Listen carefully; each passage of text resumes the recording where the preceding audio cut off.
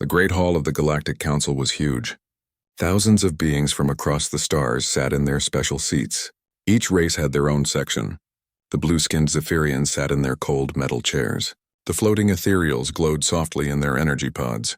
The insect-like mantids clicked their claws on stone benches. At the center of it all, humans sat in simple wooden chairs. Taemin looked at his datapad. The vote was almost over. For 300 years, humans had worked with these alien races. They had stopped wars. They had saved lives. They had helped solve problems that seemed impossible. But today was different. The vote was about humans themselves. The other races said human emotions were bad. They said feelings made humans weak and stupid. They wanted to make a new law. This law would say that emotional beings could not make important decisions for the galaxy. Da-Yun sat in the visitor area above the main floor. She was a scientist who studied different alien life forms. She had worked with humans for 50 years. She watched Taemin's face as the votes came in. His eyes were calm. Too calm, one by one, each race voted. The Zephyrians voted yes. They always chose logic over feelings. The Crystalline Collective voted yes. They were living crystals who did not understand emotions at all. The Aquarians voted yes, even though humans had saved their homeworld from a terrible disease. The Mantids voted yes. This hurt the most. Humans had stopped a war between the Mantids and their enemies just 5 years ago. Thousands of Mantid children were alive because human negotiators had found a way to make peace. Each yes vote felt like a knife, but Taemin did not move. His face showed nothing. Woojin sat behind Taemin. He was the human military officer on the council. His hands were folded in his lap. He did not speak. He did not look angry, but Da-Un could see something in his eyes. It was not anger. It was something much worse. It was the look of someone who had learned a terrible truth. Hee-Wan was the trade representative. She had helped create trade agreements between dozens of species. Her work had made many planets rich. She had found ways for different races to share resources and knowledge, but now she sat like a statue. Her breathing was slow and steady. The final votes came in. The law passed by just one vote. The council speaker, a tall Zephyrian named Chancellor Veltar, announced the result. His voice echoed through the Great Hall. The motion passes. Emotional decision-making is hereby deemed incompatible with advanced galactic governance. Species demonstrating primary emotional responses will be restricted from leadership positions in critical council functions. The words hung in the air like poison.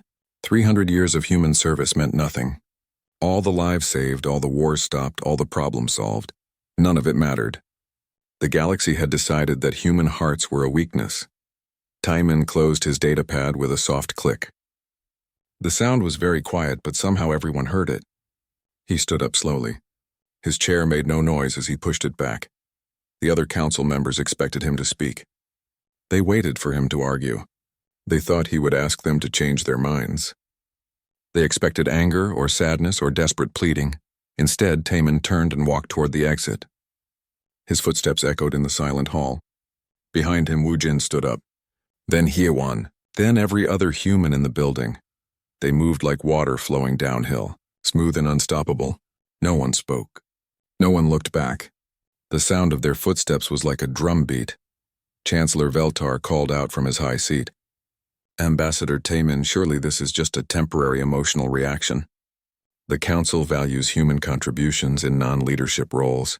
Your people can still serve the galaxy in appropriate capacities. Taemin did not stop walking. He did not turn around. He did not speak. This is a minor policy adjustment, the Chancellor continued. His voice was getting higher. There is no need for dramatic gestures. The Council remains open to human participation within the new guidelines. Still no response. The humans kept walking. Other council members started to speak. The Aquarian representative stood up. Perhaps we can discuss modifications to the resolution, she said quickly. The human contributions to our plague research were significant. Surely we can find a compromise. The Mantid war leader clicked his mandibles nervously. The human peacekeepers have served with honor. This council recognizes their past achievements. But the humans did not slow down. They reached the great doors at the end of the hall. These doors were massive, made from metal found in the heart of a dead star. They had been built to show the power and permanence of the council. Taemin reached for the door handle. Behind him, 97 other humans waited.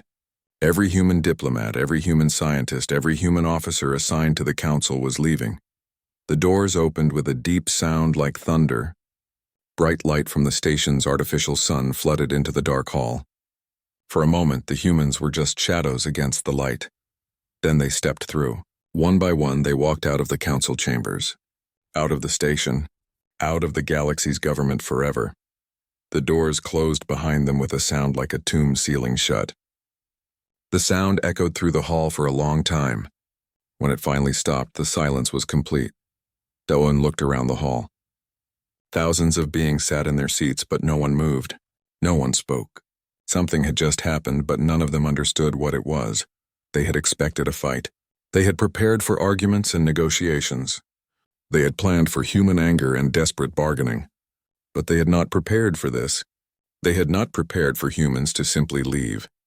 In the silence that followed, many council members felt something they had not expected. It was not relief or satisfaction. It was something much worse. It was the cold, empty feeling of getting exactly what they had asked for. The vote was over. The humans were gone. The galaxy's most troublesome emotional species had been put in their place. So why did victory feel so much like loss? Outside the Great Hall, the humans walked through the station's corridors. Their footsteps echoed off the walls. But they were not just walking away from a meeting. They were walking away from 3 centuries of service. They were walking away from a galaxy that had decided it did not need human hearts. The station's other residents watched them go. Many of them had worked with humans for years. They had expected this day to end with negotiations, with compromise, with some kind of solution. Instead, they watched the best mediators, healers, and peacekeepers in the galaxy walk away without saying a single word. And in that silence, something broke that could never be fixed. 3 days passed since the council vote. Across the galaxy, human settlements received the same message. It came directly from Earth's government. The message was short and clear. Return all council property, and all humanitarian missions. Come home immediately. Jinho stood on the bridge of his ship, the Resilience. He was a captain in Earth's deep space fleet. For 15 years, he had carried medicine and supplies to worlds in need. His crew had saved thousands of lives. Now he stared at the message on his screen and felt something die inside him. His first officer, an alien named Krixta, looked at him with her large yellow eyes. She was from the Insect Federation. Her people had been enemies of humans once, but Jinho had helped make peace between their species. "Captain," she said in her clicking voice, "surely this is a mistake. Your people would not abandon the relief missions. The Outer Rim colonies depend on these supplies." Jinho looked at her for a long moment. Then he touched his communication panel. "All crew members, this is the captain. We are returning to Earth immediately. All non-human crew will be transferred to other vessels at the next station." Krixta's antennae drooped. "But Captain, the children on Kepler 442b are still sick. The medical supplies we carry are the only thing keeping them alive." "I have my orders," Jinho said quietly. His voice was steady, but his hands shook as he entered the new course into the ship's computer. On Kepler 442b, Dr. So Young was packing her medical equipment. The research station around her was busy with activity, but it was the wrong kind of activity. Instead of treating patients, her staff was packing boxes and loading transport ships. So Young had spent 8 years on this world. She had come here to study a disease called the crystalline plague. This sickness affected 3 different alien species. It turned their bodies into living crystal, slowly and painfully. For years, no one could cure it. But So Young and her team had found something. They had discovered that human emotions somehow helped in the healing process. When human doctors treated the patients got better faster. When humans sang to them or held their hands, the crystal growth stopped spreading. The local aliens could not understand it. Their own doctors were more skilled. Their medical technology was more advanced. But somehow human doctors saved patients that alien doctors could not help. Now alien patients filled the waiting areas outside the medical center. Their crystal-covered bodies reflected the light like broken glass. They had heard that the humans were leaving. They had come to beg them to stay. A young Zephyrian girl approached So Young. Half of her face was covered in blue crystal growths. She spoke in broken human language. "Dr. So Young, please not go. I get better when you sing to me. Crystals stop growing when you hold my hand. Please stay." So Young knelt down next to the girl. She touched the child's face gently. being careful not to hurt the crystal growths. I have given all our research to your local doctors. They will take good care of you. But they not make crystal stop like you do, the girl said. Tears ran down her face, both the normal side and the crystal side. So Young stood up. She could not look at the girl anymore. I'm sorry, she whispered. Then she walked to her transport ship. Behind her, hundreds of sick aliens watched the humans leave. They did not understand why this was happening. 3 days ago, everything had been normal. Now the only doctors who could really help them were going away forever. Far across the galaxy, Colonel Dong-hyun was loading the last of his peacekeeping equipment onto transport ships. He had been stationed on a small moon between two warring species. The mantids and the serpentines had been fighting for 50 years. The war had killed millions of beings on both sides. For 15 years, Dong-hyun and his human peacekeepers had kept the peace. They had created a neutral zone where both species could meet safely. They had helped negotiate treaties and prisoner exchanges. Most importantly, they had learned to understand both species well enough to prevent small problems from becoming big wars. The mantids were proud warriors. They valued honor above everything else. The serpentines were cautious and fearful. They attacked only when they thought they were in danger. These two ways of thinking made peace almost impossible. But humans understood both sides. Dong-hyun could speak to mantid warriors about honor and courage. Then he could turn around and help serpentines feel safe and protected. Somehow humans could see what both species needed, even when they could not see it themselves. Now Dong-hyun watched his soldiers pack up the last of their equipment. Mantid and serpentine representatives stood nearby, watching with growing fear. General Thakmor of the mantids approached Dong-hyun. The insect-like alien's claws clicked nervously. Colonel, my people do not understand. Have we offended you somehow? Has our behavior been dishonorable? Before Dong-hyun could answer, Ambassador Sisleth of the Serpentine slithered over. Her snake-like body moved in worried patterns. Colonel, are you leaving because we have become a threat to you? We meant no harm to your people. Dong-hyun looked at both aliens. These two beings represented species that had been killing each other for decades, but right now they were united in their confusion and fear. You have done nothing wrong, Dong-hyun said. This decision comes from higher authority. But who will keep the peace? General Thakmor asked. Who will help us avoid the small misunderstandings that lead to big battles? The council will send new peacekeepers, Dong-hyun replied. But even as he said it, he did not believe it would work. The council's other species were too logical. They would see the rules and the treaties, but they would not see the fear in a serpentine's eyes or the desperate need for respect in a mantid's posture. The last transport ship loaded its cargo. Dong-hyun climbed aboard with his remaining soldiers. As the ship lifted off, he looked down at the neutral zone they were abandoning. In the distance, he could see mantid and serpentine military bases. Both sides were already moving troops closer to the border. The war would start again within days. Everyone knew it. But there was nothing Dong-hyun could do about it now. All across the galaxy, similar scenes played out. Human teachers left their alien students. Human negotiators walked away from peace talks. Human doctors abandoned their patients. Human engineers stopped building the projects that connected different worlds. At the Galactic Council Station, emergency meetings were happening every hour. Council members who had voted to restrict human leadership were starting to panic. They had expected humans to argue and negotiate. They had planned to offer compromises and partial solutions. Instead, humans were simply leaving. Not just the council, but everything. Every human mission, every human project, every human relationship with alien species was ending. Chancellor Veltar called Earth's government over and over. His messages went unanswered. Other council members tried to contact human friends and colleagues. No one responded. It was as if humanity had decided to cut itself off from the rest of the galaxy completely. They were not fighting the council's decision. They were not protesting or demanding changes. They were just leaving. And with every human ship that jumped to hyperspace, with every human base that shut down, with every human doctor or teacher or negotiator who packed up and went home, the galaxy became a little bit colder. The alien species that remained did not understand what they had lost. They thought humans were just angry. They thought this was a temporary reaction that would pass.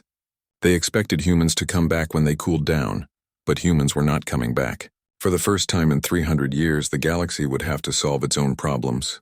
It would have to heal its own sick, stop its own wars, and build its own peace. The question was, could they do it without human hearts to guide them? 6 months had passed since the last human ship left Council space. Young-Soo sat in Earth's deep space monitoring station, watching the galaxy tear itself apart. His job was to listen to alien communications and write reports. What he heard made him sick to his stomach. The first major disaster happened at the Kepler 442b medical colony. Without human doctors, the crystalline plague spread like wildfire. The local alien doctors tried everything they knew. They used the research data that Dr. So Young had left behind. They followed every procedure exactly as written, but the patients kept dying. Young-Soo listened to desperate radio calls from the planet's surface. "We need human medical assistance immediately," a Zephyrian doctor broadcast. "Patient mortality rates have increased by 300%. We cannot explain why our treatments are failing." The answer was simple, but the aliens could not see it. Humans had not just been treating the disease with medicine. They had been treating it with hope, with comfort, with the strange human ability to care about strangers as if they were family. When human doctors held a patient's hand, something happened that medical scanners could not measure. When they sang lullabies to frightened children, the crystal growths actually slowed down. When they stayed awake all night watching over the sickest patients, those patients somehow found the strength to fight harder. Alien doctors could copy human medical procedures, but they could not copy human hearts. They gave patients the right medicine at the right time, but they could not give them hope. Within 4 months, 3 entire species on Kepler 442b faced extinction. Their desperate messages flooded the communication networks. Why did the humans leave us? What did we do wrong? Please come back. But the messages went unanswered. The second disaster was even worse. The war between the Mantids and Serpentines had restarted exactly as Colonel Dong-hyun had predicted. But this time, there were no human peacekeepers to contain it. The Council sent their best diplomatic team to replace the humans. The team was led by a brilliant Zephyrian strategist named Velkoth. He understood military tactics perfectly. He could analyze battle plans and predict troop movements with mathematical precision, but he could not understand why the Mantid general refused to accept a perfectly logical peace treaty. Young-Soo listened to the failed peace talks through intercepted communications. Velkoth's voice was cold and logical as always. "General Thakmor, this treaty gives your people everything they have demanded: territory, resources, military bases. Why do you reject it?" The Mantid general's response came through the translator as a series of clicks and hisses. "You do not understand honor, Zephyrian. This treaty is written by those who see us as numbers on a chart, not as warriors with pride." "Honor is irrelevant," Velkoth replied. "This treaty serves your practical needs efficiently." The communication ended with the sound of General Thakmor destroying his radio equipment. The war continued with new intensity. The problem was simple but invisible to logical minds. When Colonel Dong-hyun had negotiated with the Mantids, he had started every meeting by honoring their warrior traditions. He had praised their courage and spoken of their glorious history. Only then had he discussed practical matters. This was not just politeness. This was recognition that the Mantids needed to feel respected before they could feel safe enough to make peace. Dong-hyun had understood that their pride was not just ego. It was armor that protected them from deep fears of being forgotten or dismissed, but Velkoth saw such behavior as inefficient emotional manipulation. He presented facts and expected rational decisions. When the Mantids responded with violence instead of logic, he was genuinely confused. The Serpentines were equally impossible for him to understand. When they attacked Mantid supply lines, Velkoth calculated that this was a poor military strategy. The attacks were too small to do serious damage, but big enough to provoke massive retaliation. What Velkoth could not see was that the Serpentines were not trying to win a military victory. They were trying to feel safe. Their attacks were like a frightened animal, striking out at anything that came too close. The more threatened they felt, the more they attacked, even when those attacks made them less safe. Human peacekeepers had understood this. They had found ways to help the Serpentines feel protected without needing to attack. They had created safe spaces and built trust slowly and carefully. But the Council's new peacekeepers saw the Serpentine attacks as evidence of aggressive intentions. They responded with stronger defenses and more restrictions, which made the Serpentines feel even more trapped and dangerous. Within months, the small border conflict became a full-scale war. Entire star systems burned as both species fought with desperate fury.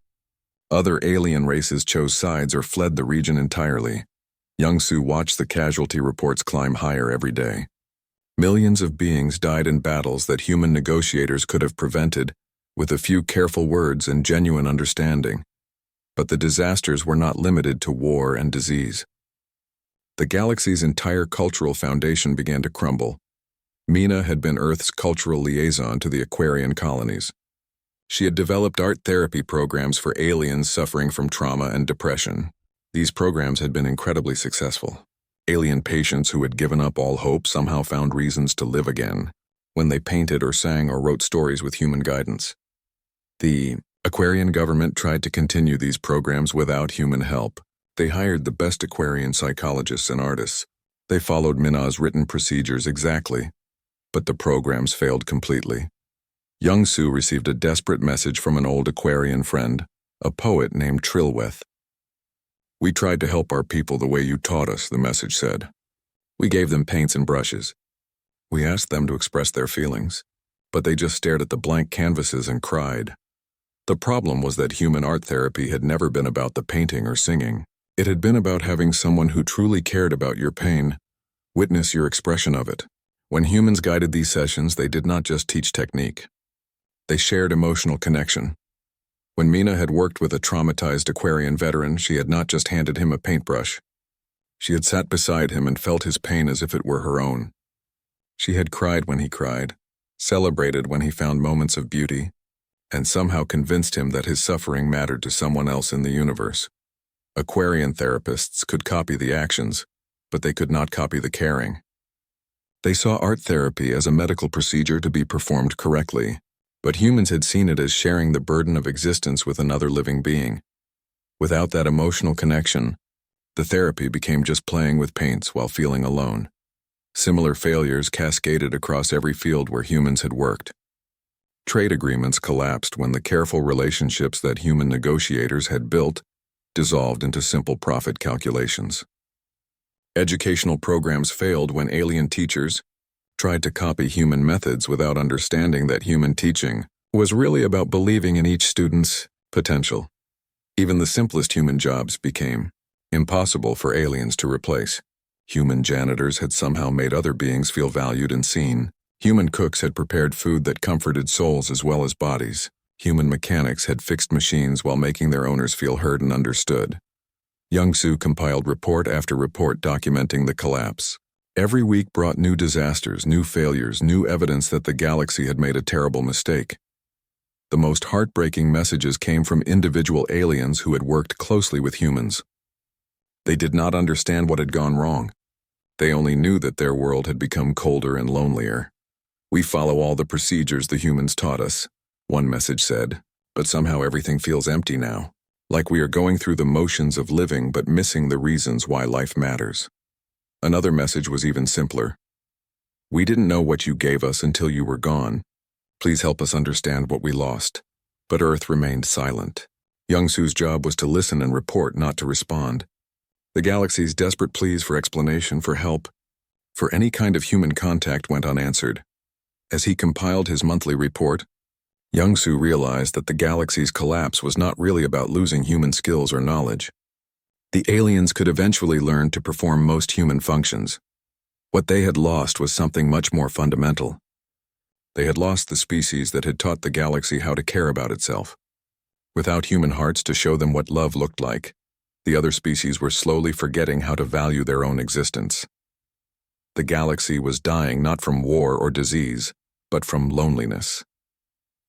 1 year after humanity's departure, Chaewon received a message that changed everything. She was Earth's final message keeper, the last human whose job was to monitor communications from the Council. For months she had listened to demands, threats, and pleas, but this message was different. It came directly from Chancellor Veltar of the Zephyrian Council. The message was not angry or desperate. It was a simple question. What made you different from us? Chaewon stared at the message on her screen. For a year, the council had been trying to understand why their perfectly logical solutions kept failing. They had replaced human functions with more efficient alien alternatives. They had assigned their best minds to solve the problems humans used to handle. But nothing worked the way it was supposed to. The message continued. We have studied your methods extensively. We have replicated your procedures with mathematical precision, yet our results are consistently inferior to what humans achieved with seemingly less advanced techniques. We do not understand the variable we are missing. Chaewon forwarded the message to Earth's government, but she knew they would not respond. Humanity had chosen silence, and they would maintain it. But the question haunted her. What had made humans different? Across the galaxy, other species were asking the same question. Il-sung monitored council sessions from Earth's intelligence networks. He watched as one representative after another confessed their failures. The Christek Collective had replaced human teachers in over 200 schools. Their AI systems could deliver information with perfect accuracy. They could answer any question a student might ask. They could adjust their teaching methods instantly based on each student's learning patterns. But something was wrong. Test scores had improved, but student curiosity had disappeared. Children learned facts efficiently, but stopped asking questions. They memorized information, but showed no interest in exploring new ideas. The collective's education director, a mechanical being called Unit 457, addressed the council with confusion in its electronic voice. We have enhanced educational efficiency by 340%, Unit 457 reported. Students retain 95% more information than under human instruction. Yet psychological evaluations show declining motivation and creativity. We cannot identify the cause of this contradiction. Il-sung knew the answer, but the Christek Collective could not see it. Human teachers had not just transferred information to students. They had shared their own excitement about learning.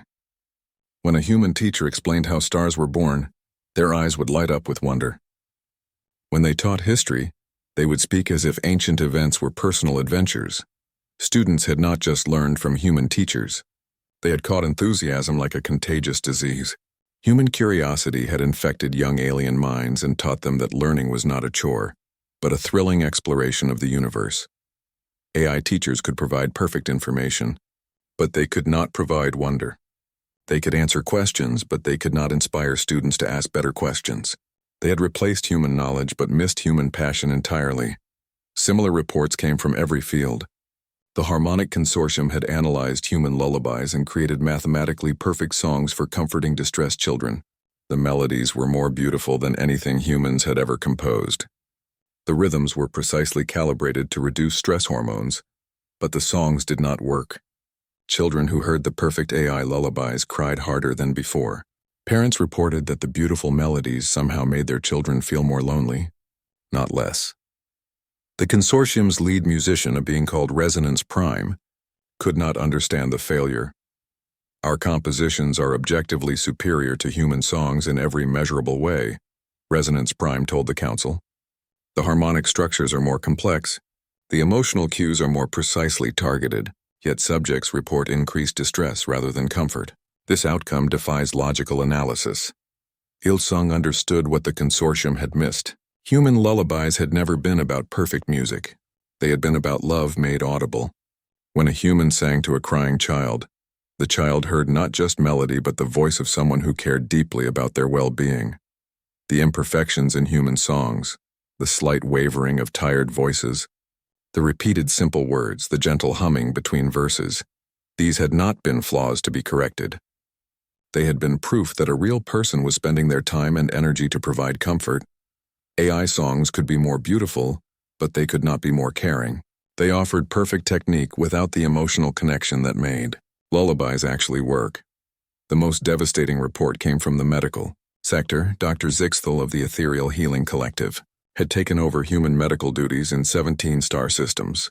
His people were master healers with technology far beyond human capabilities. They could repair tissue damage that human doctors could never touch. They could cure diseases that human medicine could barely understand. But their patients were dying at higher rates than ever before. We have eliminated 73% of the medical errors that occurred under human care. Dr. Zixthal reported to the council. Our diagnostic accuracy has improved by over 400%. Our surgical success rates have reached levels human doctors never achieved. He paused, and Il-sung could hear confusion in the alien doctor's ethereal voice. Yet patient survival rates have decreased by 31% across all categories of illness. Patients with identical conditions and identical treatments show worse outcomes than they did under human care. We have found no medical explanation for this phenomenon. The explanation was not medical at all. Il-sung had access to the detailed reports, and he could see what the ethereal doctors could not understand. Human doctors had treated more than just physical symptoms. They had somehow treated the patient's will to live. When a human doctor held a patient's hand and said, "You're going to be okay," something happened that medical scanners could not measure. The patient's immune system would work a little harder. Their body would fight a little longer. Their spirit would find reasons to survive that they had not had before. Ethereal doctors provided superior medical care, but they could not provide hope. They fixed bodies with perfect precision, but they could not touch souls. Without human doctors to help patients believe in their own recovery, many simply gave up the fight against illness. The most honest report came from General Krixvar of the Mantid Military Command. He had been assigned to replace human peacekeepers in 12 conflict zones. His strategies were flawless. His tactical knowledge was superior to any human commander, but every peace treaty he negotiated collapsed within weeks. "I do not understand the failure," General Krixvar told the council.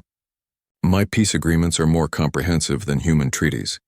They address military positioning, resource allocation, territorial boundaries, and enforcement mechanisms with precision that human documents lacked." He clicked his mandibles in frustration.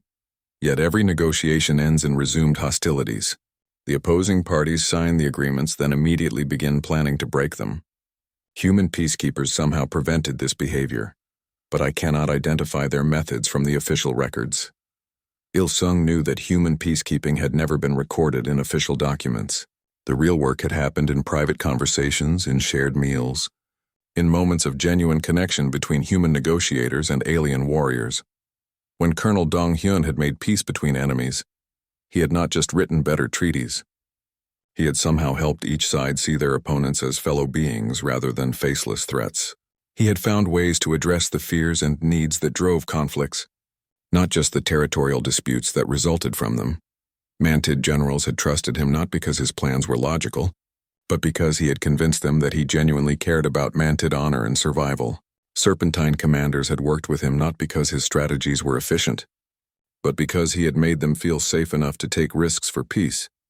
General Krixvar could copy human tactics, but he could not copy human empathy. He could write better treaties, but he could not build the relationships that made those treaties worth keeping. The reports continued for hours. Every alien replacement for human workers had achieved technical improvements, while somehow making everything worse. They had optimized human functions while losing the essence that made those functions work. Finally, Chancellor Veltar himself addressed the council. The Zephyrian leader who had dismissed human emotions as primitive now spoke with something that sounded almost like desperation. "We must acknowledge a disturbing possibility," he said. "Human emotional responses may not have been weaknesses to be eliminated. They may have been capabilities we do not possess." The council chamber fell silent. For a species that prided itself on logic and efficiency, this admission was almost impossible to make. "We assumed that human emotions interfered with their decision-making processes," Veltar continued. "But evidence suggests that human emotions were their decision-making processes. They did not think despite their feelings. They thought with their feelings." He paused, and when he spoke again, his voice carried a weight that Il-sung had never heard from a Zephyrian before. "We may have dismissed the galaxy's most sophisticated intelligence system as primitive, simply because we could not understand how it operated." 2 years after humanity's silent departure, the Galactic Council held its most important session in history. Every species that had voted against human leadership was there. Every representative who had called human emotions primitive was present. But this was not a normal council meeting. This was a confession.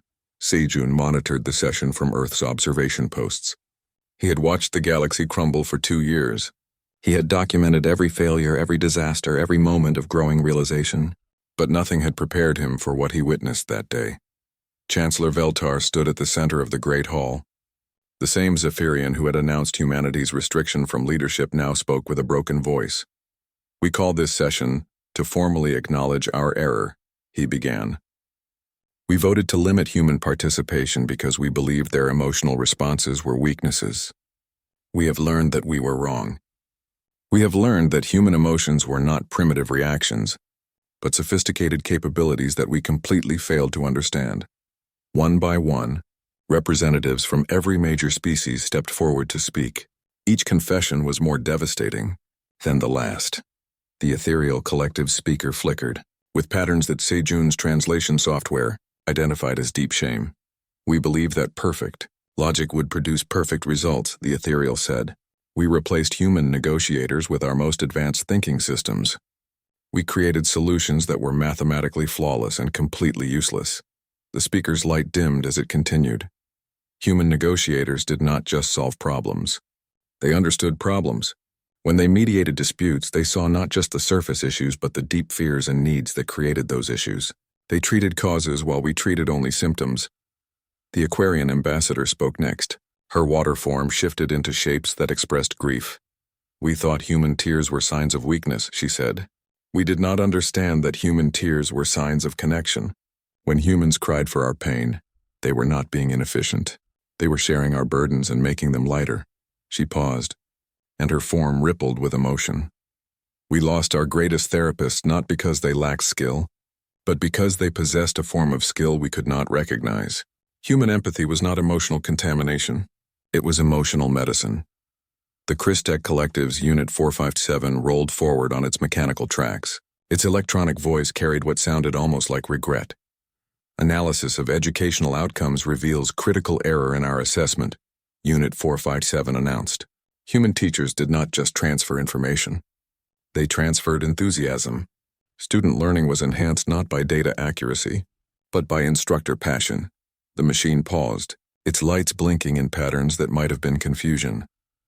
"We cannot replicate human enthusiasm because we do not understand its source." Humans appeared to find genuine excitement in sharing knowledge with young minds. This excitement was contagious and produced learning outcomes superior to our optimized systems. The testimonies continued for hours. Each species admitted the same fundamental error.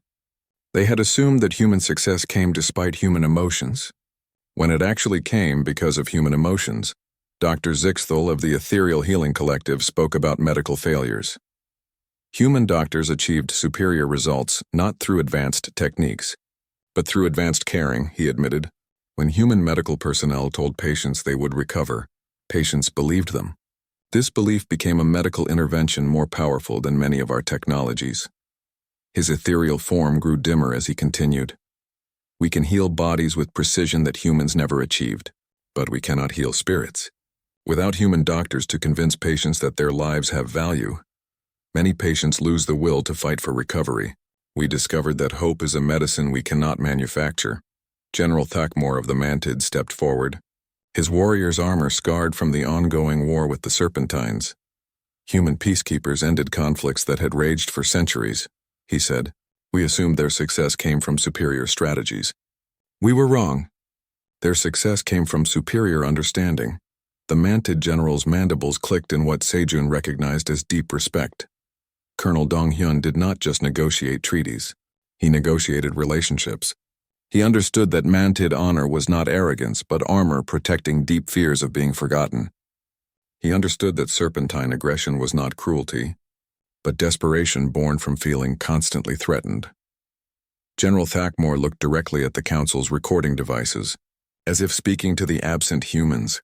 Human peacekeepers saw what we needed before we understood it ourselves. They treated our fears instead of just our symptoms. Without them, we have returned to killing each other because no one else understands why we fight. The most heartbreaking testimony came from beings who had worked closely with humans. They spoke not as government representatives, but as individuals who had lost friends. Trilweth, the Aquarian poet, had sent a message to be read at the session. "Humans taught us that art was not just about creating beauty, but about sharing souls," the message said. When human cultural liaison Mina guided our art therapy sessions, she did not just teach techniques. She taught us that our pain mattered to someone else in the universe. The message continued with words that made the entire council chamber fall silent. We thought human empathy was weakness, because it made them cry when others suffered. We did not understand that crying for others' pain was the most advanced form of intelligence in the galaxy. It was the ability to expand your own existence to include the well-being of other beings. Chancellor Veltar returned to the center of the chamber. When he spoke, his voice carried a weight that Sejun had never heard from any alien before. We have discovered that human emotions were not primitive reactions, but sophisticated processing systems, Veltar announced. Humans did not think despite their feelings. They thought with their feelings. Their emotions were not obstacles to intelligence, but components of intelligence. He paused, and the silence stretched across the vast hall. We voted to eliminate what we saw as inefficiency. Instead, we eliminated the galaxy's capacity for wisdom. We confused intelligence with logic, but humans showed us that true intelligence includes the ability to care about the consequences of our actions. The Chancellor's next words would be remembered throughout galactic history. Human emotions were not weaknesses to be overcome. They were capabilities we do not possess. Humans could feel the rightness or wrongness of decisions in ways that pure logic cannot calculate. They could sense solutions that mathematical analysis cannot reach. They could understand needs that systematic observation cannot detect. Veltar looked at each section of the council chamber, meeting the eyes or optical sensors of every representative present. We dismissed human hearts as primitive because we could not understand how they worked. But human hearts were the most advanced problem-solving systems in the galaxy. They could process emotional data, social connections, moral implications, and long-term consequences, simultaneously and instantaneously. The session concluded with a formal statement that would be transmitted across the galaxy. The Galactic Council formally acknowledges that human emotional intelligence was not a weakness to be restricted, but a strength to be treasured. We understand now that we did not vote to limit primitive reactions. We voted to eliminate the galaxy's conscience. The final message was addressed directly to Earth. Humans of Earth, we understand now what we lost when you departed. We lost not just skilled workers, but the species that taught the galaxy how to care about itself. We lost our mediators, our healers, our teachers, and our guides. Most importantly, we lost our friends. Chancellor Veltar's voice broke as he delivered the closing words. We ask not just for your return, but for your forgiveness. We understand that we cannot undo the vote that drove you away. We cannot repair the trust we broke. We cannot restore the relationships we destroyed with our ignorance and arrogance. He paused one final time. But we want you to know that we understand now what made you irreplaceable. It was not your technologies or your strategies or your procedures. It was your capacity to love beings who were not even your own species. It was your ability to care about the galaxy's well-being as if it were your own family. The message ended with a simple plea. Please help us learn to be worthy of your friendship again. On Earth, Ji-won received the message in her office at the Global Communication Center.